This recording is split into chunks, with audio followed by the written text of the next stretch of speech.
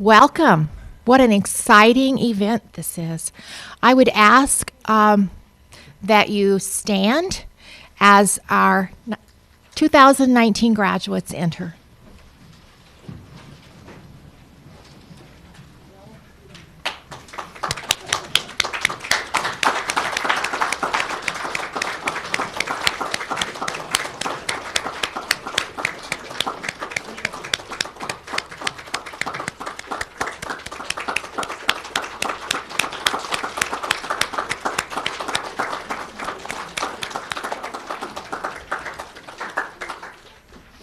Great, have a seat.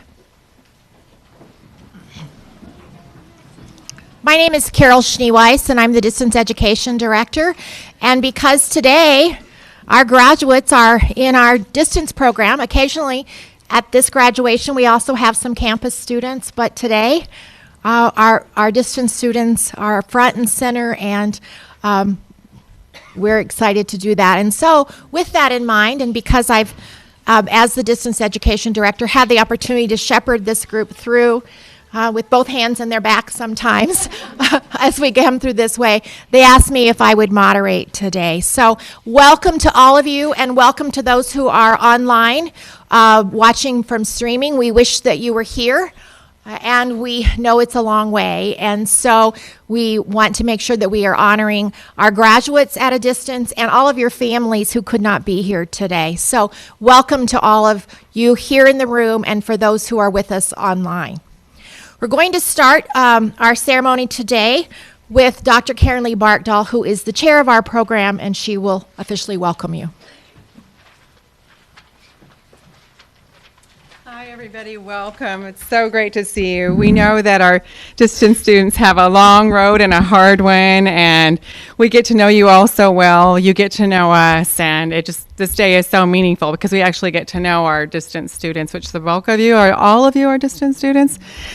So I can say this, even though it's recorded, we get to know you guys better than we get to know our campus students, because sometimes they can streak through here pretty quickly and have a much more compressed schedule. So we've got to, you've shared your lives with us, we've shared our lives with you, and it's really meaningful when I get to see the distance students here. So I know it can't be a packed house in terms of being able to have family members all be able to get here and afford to be here on a day like this, but it looks like you're well represented. And we know that not only are folks watching this being streamed online, but you'll have a link so that you can share this with people who weren't able to be right here, right now. And so that's a wonderful thing too. So on behalf of our faculty and wonderful staff, welcome, congratulations, and this is really a celebration of you and all the loved ones that helped you get to this place today, because social workers know we don't do this alone. I also want to thank Brent, who does, this is really making me crouch, does such a great job helping to organize this event, and he cares deeply about ceremony. He also volunteers to help out with the main commencement, and has done that for how many years, Brent? So he's beloved by those who organize the big commencement as well as he is by us. And he let me know that, you know, there's budget crunches around higher ed these days, and so we kind of nixed having some balloons in here, and he procured some from another spot. So that's you can tell you're in the social work department when you're that resourceful, right? So thank you for that. It's really a great privilege to be with you, as I mentioned, and I've been getting to do this for a few years now. I've been at UND and in North Dakota for 14 years, and I never not feel excited. We had, our former chair used to call this faculty payday, and it truly is to watch you guys join us as colleagues and with your graduate degrees. So some of you have gotten to have a chance to know me a little bit through 537, which I so much love teaching, and I'm teaching it again this summer, yay! And I've been an advisor to a couple of you. And I think you know that I have a real passion for this profession, and I know that you know that all of the instructors that you've had do as well. It's really unique and a wonderful profession. I don't know any other profession that makes you have skills and expertise with your advanced generalist degree. We're expecting you to be experts at navigating micro to meso to macro practice, from individuals to families, groups, communities, organizations, and policy, right? That's a really tall order to say, I'm a boundary crosser and I can change systems as well as help individuals improve their lives. That's amazing. We're unique in having that calling and saying that we embrace all of that, because we know that you just can't tinker with something at one level and have it work, because we're complex beings and we're embedded in so many systems as well. And our systems need transformation, and our systems need change, and our systems need advocacy, as you all know so well. I also don't know any other profession that has our social justice mandate. And I know that you're smiling, that you wear that proudly, and will continue that tradition as you have with your bachelor's, as before you even came into this profession. We know you had a heart for that, or you wouldn't have chosen to get your master's in social work. So please stay in touch with us and let us know about the systems changes you're able to affect, the social justice issues you're working on, maybe some of the cool and innovative things you're doing to connect the micro to the macro. I'm not very great about keeping our newsletter going, but trying to get it out twice a year. So if you know of something cool as an alumni or a graduate, please, that you'd like to share out with the alumni community and with current students and stakeholders in our department, please give me a holler. I not only want to know, and we share those things among faculty, oh, did you know so-and-so got this job, or this really cool thing happened for them. Sometimes we'll say, would you be willing to be interviewed for our newsletter? So I'll put in a plug for that now. So that whole social justice mandate and the fact that we are uniquely as a profession charged to ensure that we're advocating against and eradicating the mechanisms of oppression and injustice, not just to value diversity, but to improve opportunity, to eradicate injustice. That's a really tall order for us. I don't know in my lifetime when I've thought we've had some more challenging roles in the work that we're doing. So as I look at you today and remember some of the policy work you did in that policy class, I'm really reassured. We're going to be okay. And whether you end up in the most clinical of jobs, I know this group cares deeply about policy and is going to stay connected to those pieces as well. So maybe in some of your jobs it's not as easy to connect to that piece, but please, know that anything that you do, whether it's outside of your actual the job position that you're actually in, or if you find a way to weasel some social justice or policy work into a job where it may not necessarily be so, how important that is. The other thing that I really want to emphasize as we're coming up on more and more infringement on voting rights and civic participation, please think about ways that you can enhance participation in civic life as a social worker and as a citizen. I don't know a time that it's more important.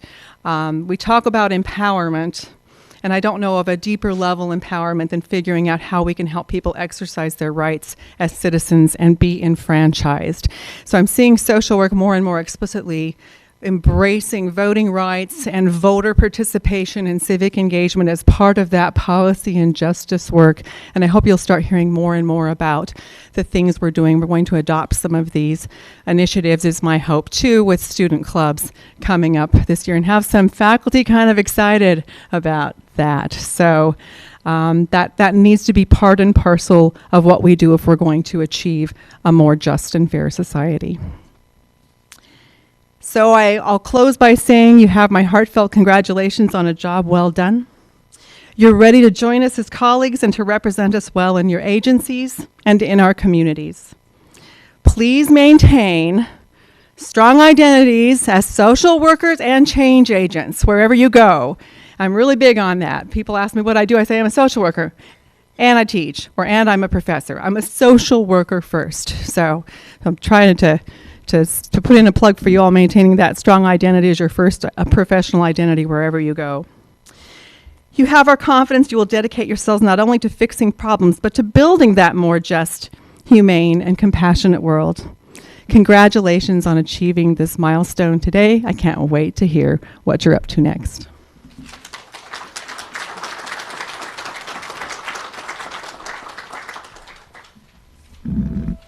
Thank you, Karen Lee.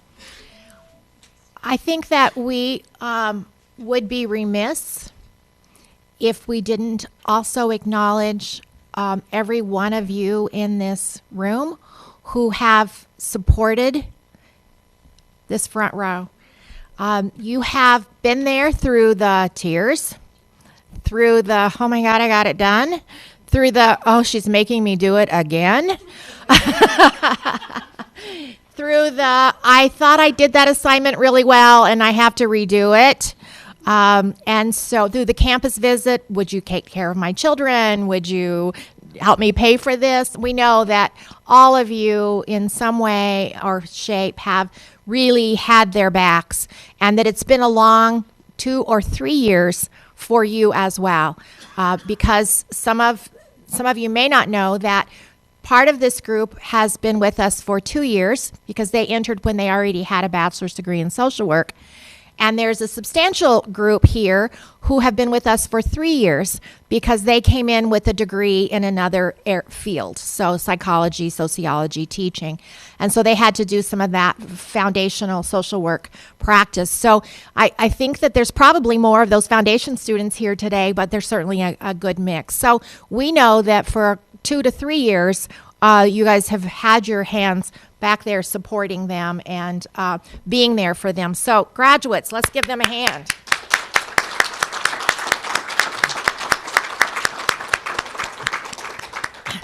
Karen Lee's words brought instantly to my mind last night because I was doing orientation for the 2019 concentration group that are beginning next week.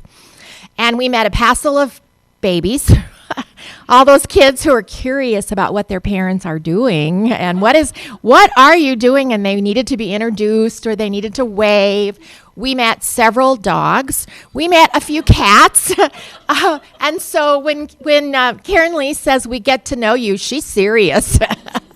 And you get to know each other so well. And one of the things I told the students last night is that one of the gifts our program brings is this broadening of your support. And I talked to them about how close our students are and the ways in which you support one another on this journey, and that when they start to feel like they're alone, please reach out and I will help connect them, or be brave and connect with somebody in the class, because they're not alone. And if you're thinking you can't do it, somebody else is thinking they can't do it either. And so to know that you have a whole team that are behind you. And I think that's a gift that our program brings and that you bring to each other. So I really want to congratulate you on the fabulous way in which you've supported each other on this journey. That's just a job well done. So the next part of our program, and I seem to have lost my program already. I kind of need a keeper, you know?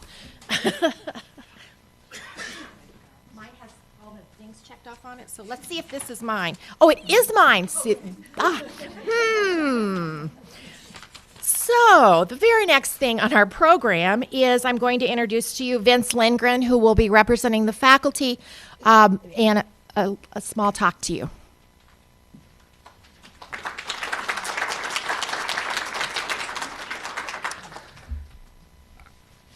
Welcome. It's so nice to see all your smiling faces. It was so fun to greet you out in the line here, and I was kidding with some folks that I don't remember online when we had the virtual classroom these wide smiles, but maybe it was the effect of the camera, and it really was going on. But obviously, this is a day of great accomplishment and joy for all of you, and just want to say, on behalf of the faculty and staff at the UND Social Work Department, congratulations. I want to just talk briefly about how you got here today, and maybe reflect a little bit on where you're going from here, because this is a important transition point in your lives.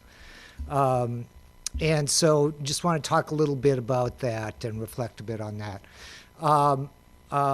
For most of you, you're here in part, at least, because of the people in this room and a lot of people who are not able to attend here today, and maybe attending online or taking care of children that need to be taken care of, or whatever the case might be. But a number of you started out this program because you had a supervisor who saw promise in you and said, hey, you need to think about getting an MSW. Or you had a family member who said, you know, I know that a master's has always been on your radar, and how can we make that happen? Or a friend who has said to you, you do such wonderful work and you need to go on and get your MSW. And so with that sort of encouragement, you applied to the program here at UND.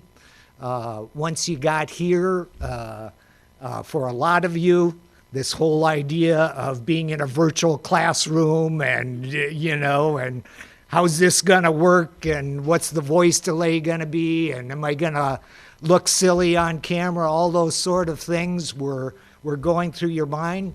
But once you got here, you very quickly connected with each other, as Carol was talking about.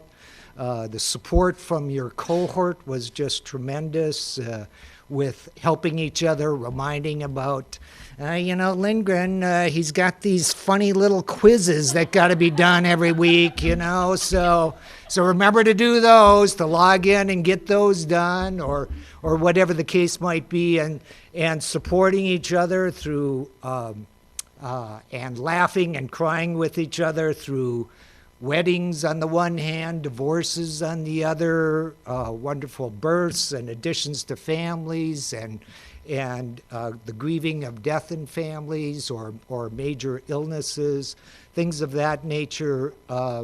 One of the things that I consistently hear from folks in the distance learning program is they say, you know, I had good friends when I went to undergraduate, but I didn't connect with them the way I have in this program. And so one of the things is that you formed relationships that a number of you will cherish the rest of your life and will have the rest of your life. In terms of your friends and family that are sitting here in the audience and folks who were not able to attend, they were with you during the times when you were stressed out and tearing your hair out because you had too many assignments due all at once, and your spouses stepped up and took over major responsibility for the household and child care. Your pets didn't get as much attention as they would like all the time, and neither for some of your children, and they put up with the sorts of things that needed to be put up with so you could be successful. The point that I want to make about all your friends and family and fellow classmates is that you're here today because of a lot of hard work. You deserve to be here today, but the other piece is you're here because of all these people in your life who have made you successful. And the thing to think about in relation to that is that now you're at the point where you've achieved a goal in your life of getting an MSW, and you're moving on to the next phase of your life. What are you going to be doing with your MSW, and where are you going to be going? The MSW is not so magic in terms of what do they say? People forget all but 10% of what they learn in college, you know, and maybe it's even less in graduate school, I don't know. But hopefully what being in the program has done for you has given you an appreciation of things like, well, what does policy have to do with services to my clients? And why should I pay attention to and value diversity and think about it as being that secret superpower that makes any type of community healthy. And why is evidence-based research important? Things of that nature that are really the beginning of a new phase of thinking about your profession, and you're going to be learning as you're going along. A number of you, for instance, I know because I taught a number of the clinical classes, have interest in clinical social work, and that's you know that you've gotten just a beginning introduction here in the program, and as you pursue your goal of learning more about that, it's getting involved with therapeutic groups, seeing a number of clients, getting proper supervision and feedback. So the learning is just starting. And one of the things that I want to say to you is, just like your success here today is in part because all the people who have supported you and backed you, your success in your career is also going to be because of a number of the same people who are in this room today, but also new folks who will help you along the way and help you learn and grow and make a difference. I want to just leave you with one of my favorite quotes from Margaret Mead, famous anthropologist. This makes me choke up. She says that never underestimate the power of a small group of committed individuals to change the world. Indeed, that's the only thing that has changed the world. And that's an important thought or sentiment for social workers. The people in this room and all the friends at home and all the family at home have changed your world. And that's through a group effort. And you're going to change the world through creating another group that's going to make a tremendous difference in the world. So congratulations. And on behalf of the department, we're very, very proud of all of you and wish you all the best in your career.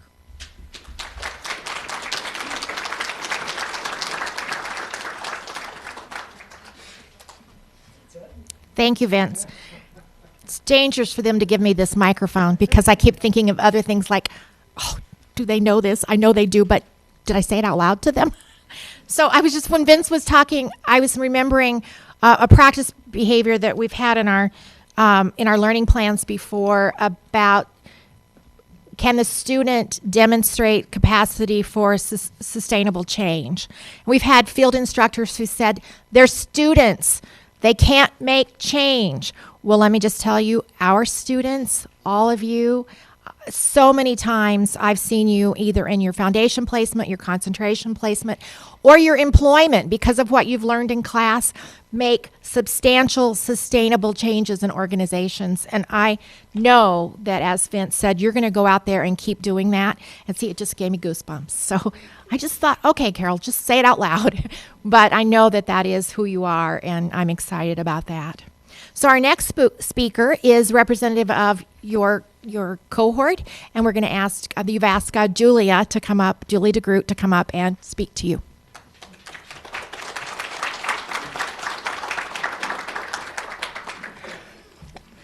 Okay, so first of all, they pretty much took everything I have to say, but I will go ahead and try to reiterate some things.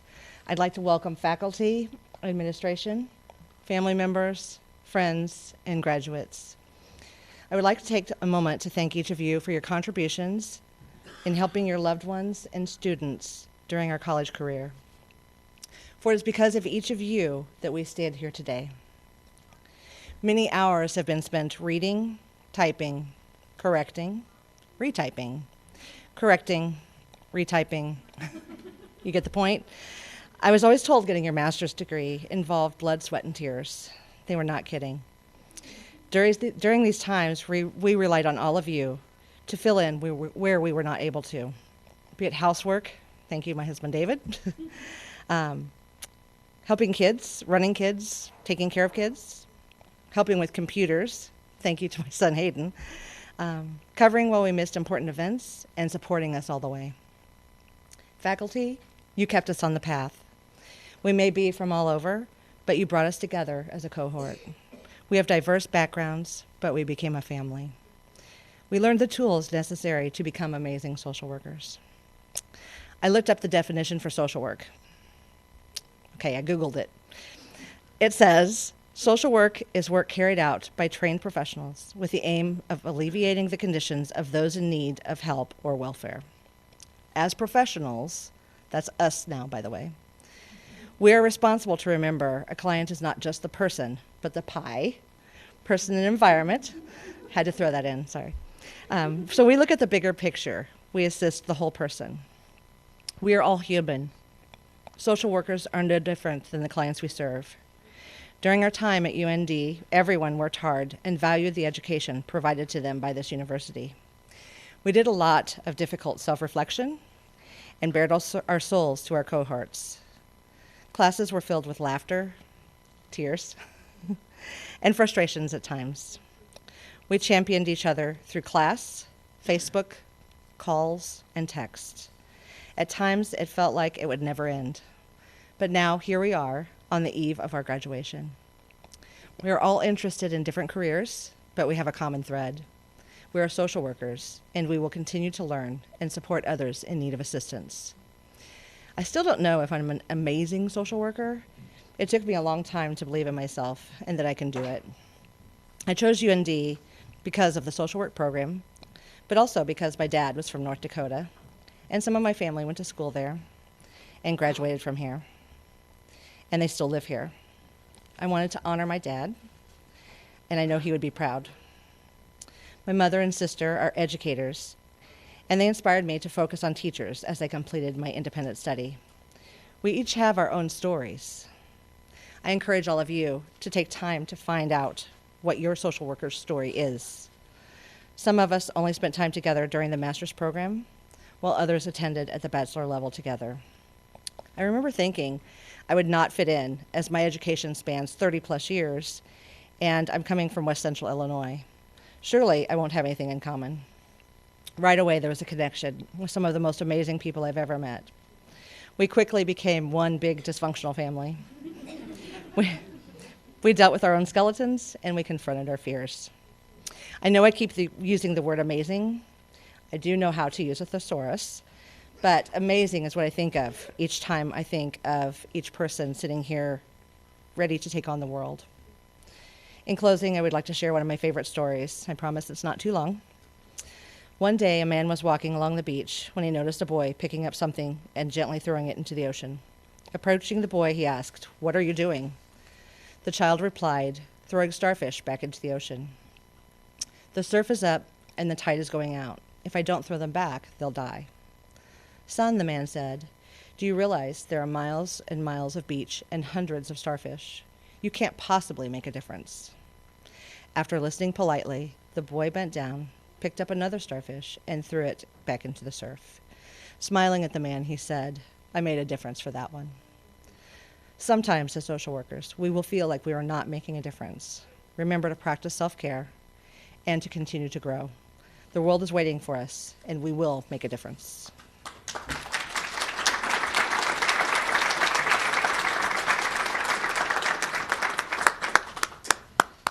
Thank you. Thank you. All right, here comes the next part, exciting part. So I'm going to ask faculty to come up and line up here. And for those of you in the audience, we will be calling each student up and their advisor, and we'll ask the advisor to come, the student to come to this space right here, and the advisor to come over here, and the advisor will place the hood on their advisee. The advisor is the person who helped the student through that last independent study project, their capstone research project. And so, and in some cases, the advisor isn't here and someone will stand in. So We'll start with Suzanne Boyd, whose independent study was Proposal for Home Hospice Program on the Fort Peck Indian Reservation, and Karen Lee Barkdahl was her advisor.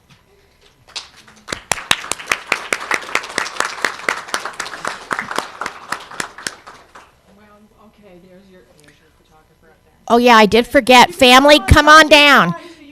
Come get good pictures. We'll even stop and pose for you. So don't hesitate.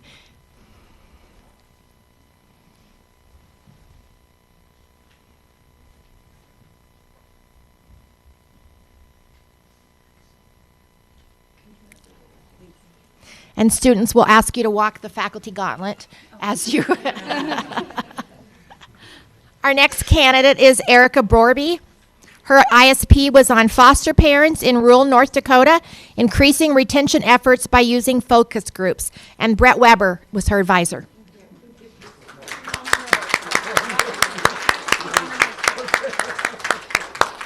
She came with ISP in hand.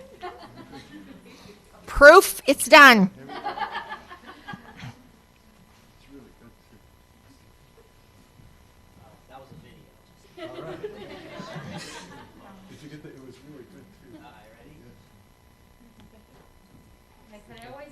One of the shortest girls. I always have the tallest advisor. That way, yep. Our next candidate is Katherine Carlson. Her independent study was utilizing motivational interviewing as an intervention for individuals who have intellectual disabilities, and Ken Flanagan was her advisor.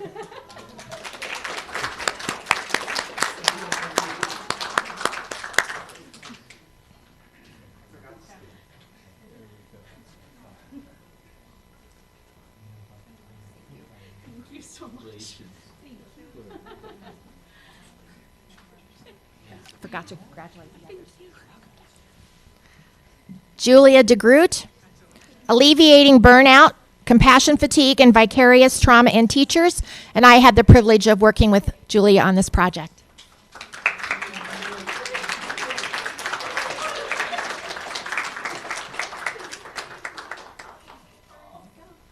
Congratulations. Nice work.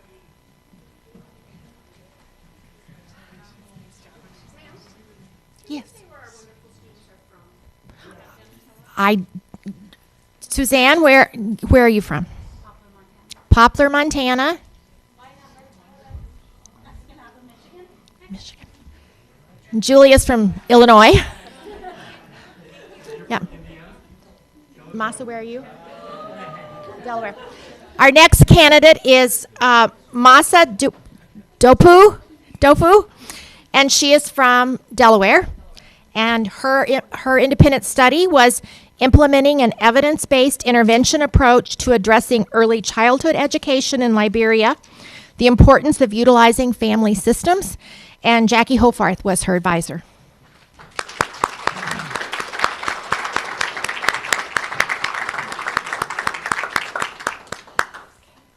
I even practiced her name.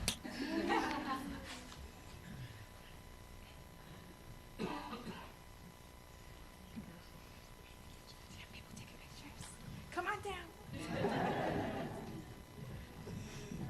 Let's get good ones.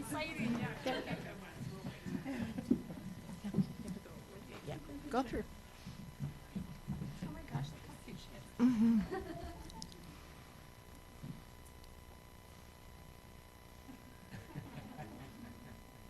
All right.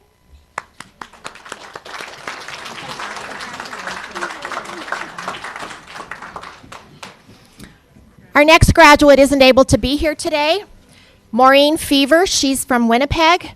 Her independent study was physician assistant dying and Bill C-14, reaching autonomy for Canadians. And Ken Flanagan was her advisor, and we'll just do a little virtual hooding for you, Maureen.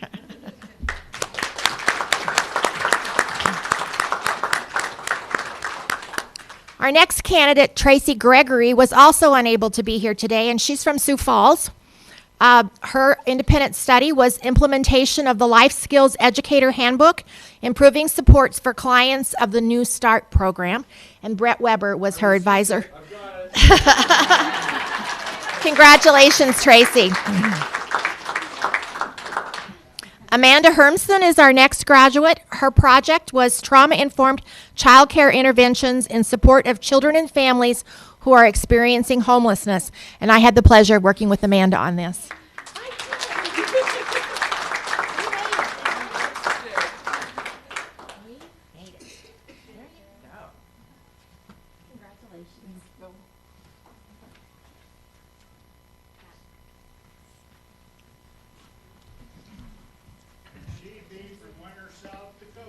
She is from Winter, South Dakota. Thank you. We have a whole contingent of students over the last few years from Winter, South Dakota, so it's nice. Great place to be from. It is. It is. Our next candidate is Tasha Holtzner, and Tasha's from, is it Aberdeen? Aberdeen, South Dakota, utilizing an intersectional lens to empower communities to support women in poverty. And Karen Lee Barkdahl was her advisor.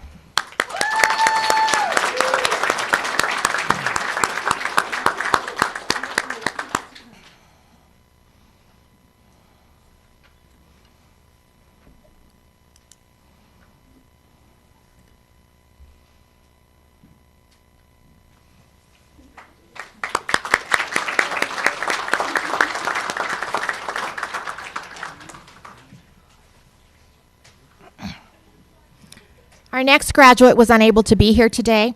Her name is Michelle Hostetler. Her project was short-term social work intervention for hospital transition planning for adults with dementia. Anybody remember where Michelle lives? Michelle, we're sorry we forgot. Ken Flanagan was her advisor. Congratulations, Michelle.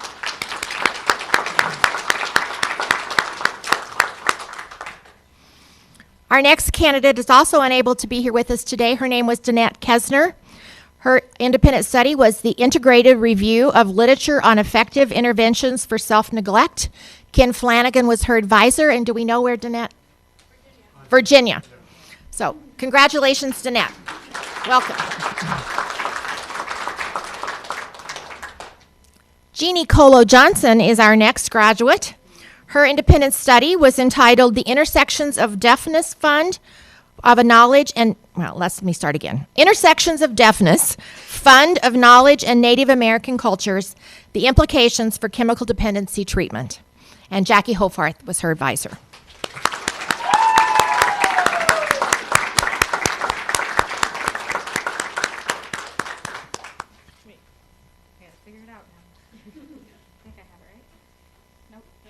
There you go. All right, now I got it.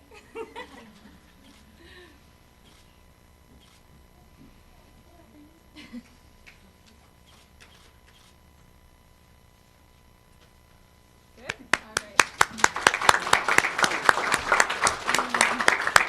Congratulations, Jeannie. Oh, you're so welcome. And where are you from? Fargo. My mom is Melbourne. Our next graduate was unable to be here. Amy Kuba, Dyslexia, What Social Workers Ought to Know. Her advisor was Randy Nedegard. And I think Amy is from Michigan, right? Wisconsin. Milwaukee, one of the M towns. Something that began with an M. There you go. So congratulations, Amy.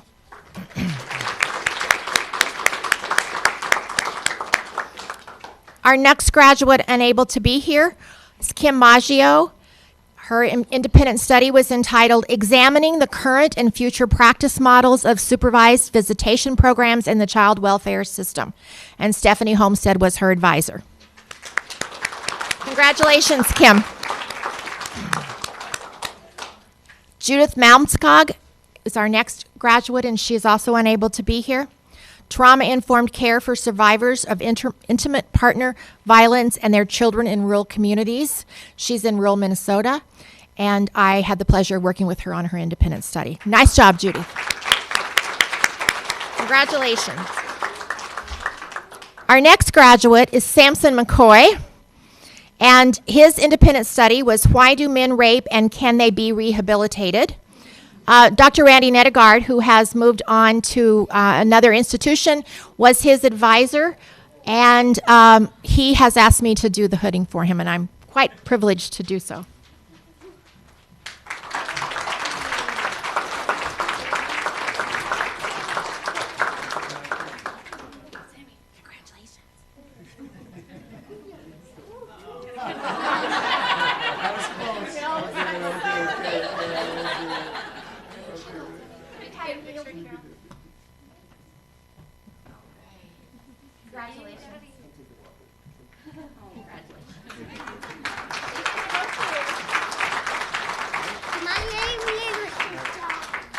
Now, those are some little ones that grew up with our video system. I bet y'all all know their names.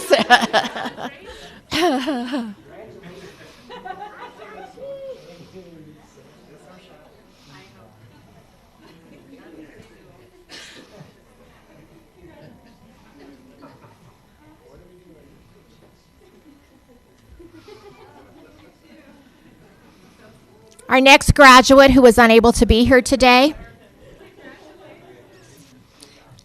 Well, wait just a minute. Is Spring Milliken. Spring lives in Rapid City. Her independent study was entitled Socks for the Rapid City Homeless. I believe that was a grant. Vince Lindgren was her advisor. Congratulations, Spring. Virtual fitting.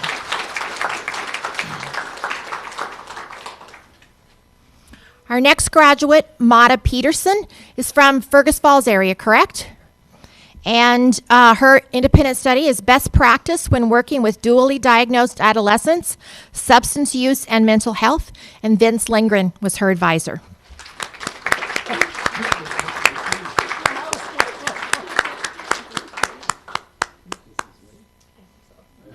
Well, it's actually upside down, but we'll fix it later.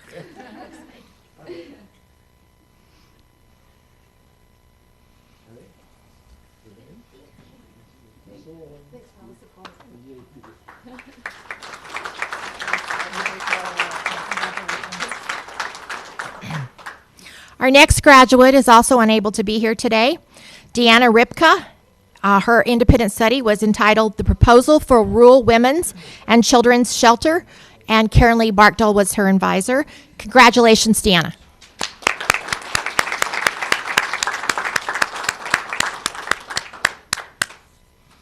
Our next graduate is from Missouri. I know this.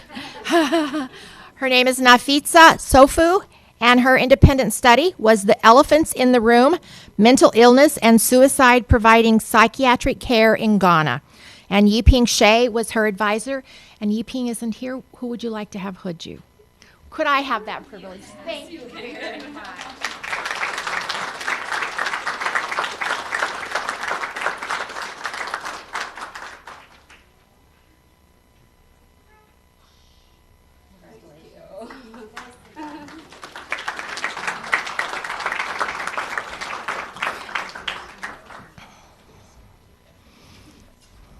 Our next candidate is Katie Tang.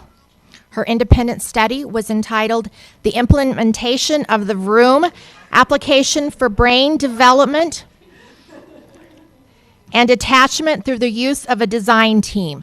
And Karen Lee Barkdahl was her advisor. Karen Lee.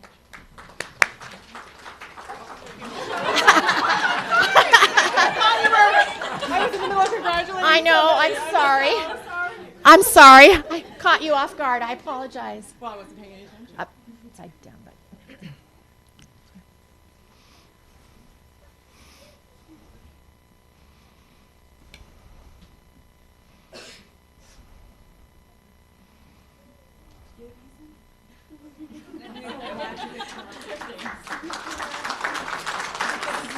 Congratulations. Thank you.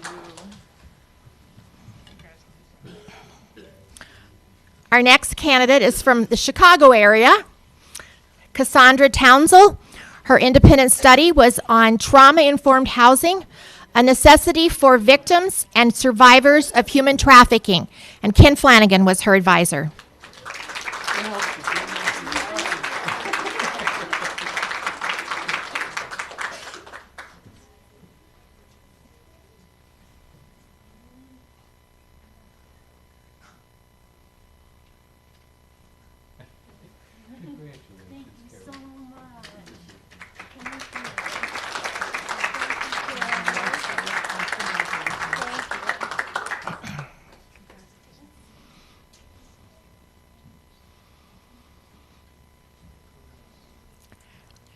Our next graduate was unable to attend. She is from the Detroit, Michigan area.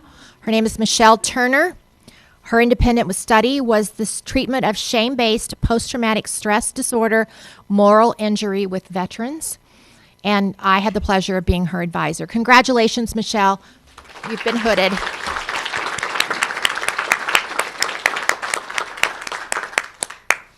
And our last graduate, but not least, is Juliana Valencia Ordonez, and I practiced that one too, so hopefully I got it close.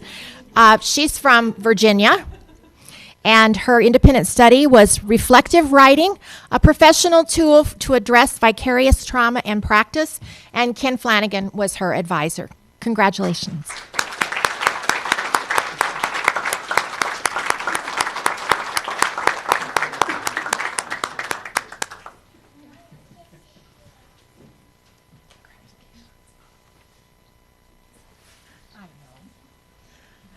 So how many of you new graduates have new jobs already?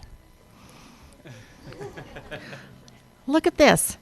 Maybe 8 already, maybe more. It's not unusual for our graduates to be hired in their places of internship.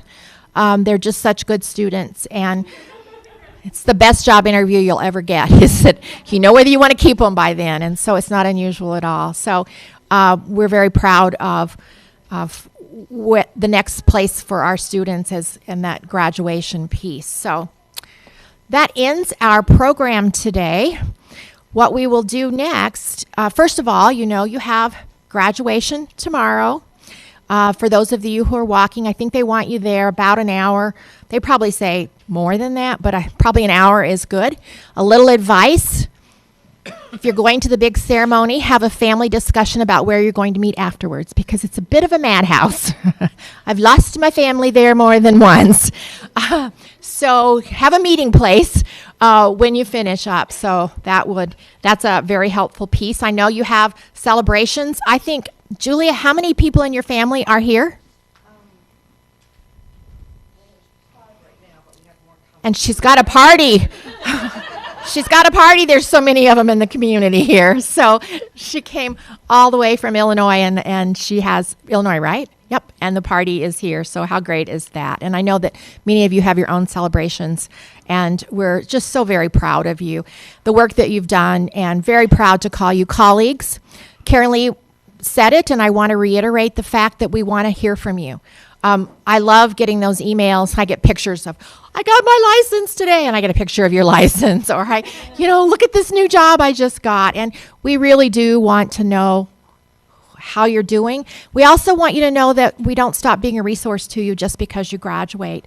We're a phone call away, and we want to hear from you, and we're glad to be a consultant to you. So please. We absolutely. So let me see, field instructors. Don't be surprised about that. Before we go, there's 2 things. One, I want to ask the graduates to, once we clear the room, to come up and stand in front of this University of North Dakota sign so that we can get some pictures of you. And it's like herding cats a little bit. So I'm going to say to you, come on up here, and then you can do the rest of the stuff, and then we'll get that piece of it done. And then the last thing is I'm going to ask Dr. Weber to lead us out. Could you all come up now? Could we do this? Oh, yeah, I'll come up with Dr. Weber. Something I don't do ever on campus, but I do it with these folks. Come on up. Feel so good. Faculty, you can go.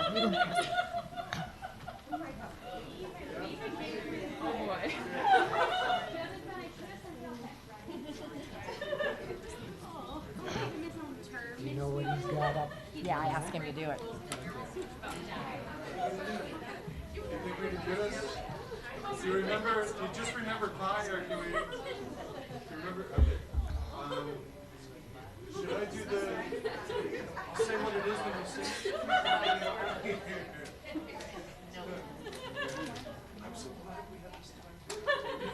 I'm so glad we had this time together. Just to tell a joke or sing a song. And before we know it, all our time is over. Now it's time to say so long.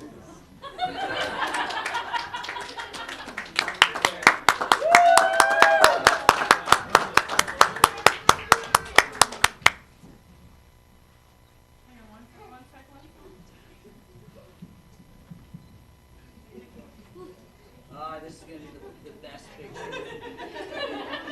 Everyone look over here.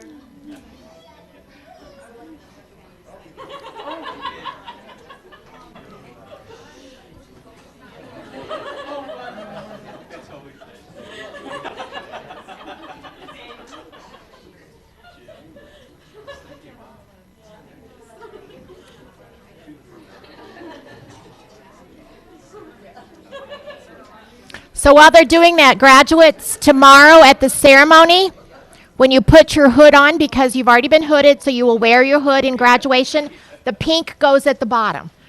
Okay, so remember that when you put it on.